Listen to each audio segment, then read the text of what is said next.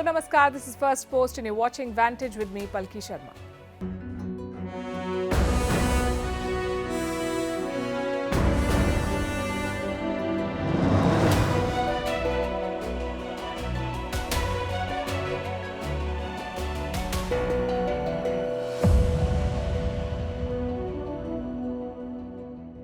The world's focus has shifted to Hiroshima, the city once bombed by America. It is hosting US President Joe Biden. He's there for the G7 summit and he'll have some explaining to do.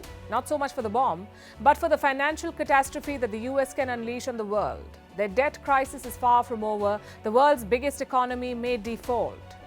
And it will hit all of us. Can Joe Biden avert it? Can he tide over domestic political divisions to ensure that the world doesn't get another shock? We'll discuss. Meanwhile, China's special envoy is in Ukraine on a mission impossible. Ukraine is trying to gang up with the Europeans to put pressure on America.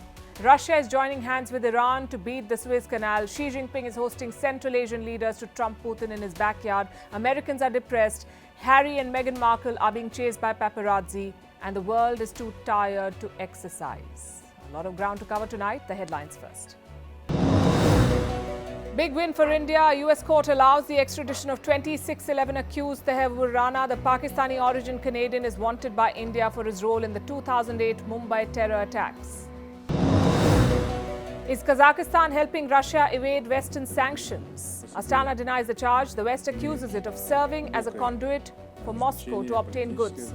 Kazakhstan is Central Asia's largest economy. There's been a sharp increase in its re-exports of goods to Russia since the Ukraine war. Armenia's Prime Minister will meet Azerbaijan's president in Moscow next week. Will it lead to a breakthrough? The Russia-brokered meeting follows several rounds of talks led by the US and the EU. Relations between these two former Soviet republics have been tense since 1991. Are we heading towards a TikTok-free America? Montana becomes the first US state to ban it. The law will come into force from next year. The move will almost certainly be challenged legally. This could set the stage for a national ban on the Chinese-owned platform.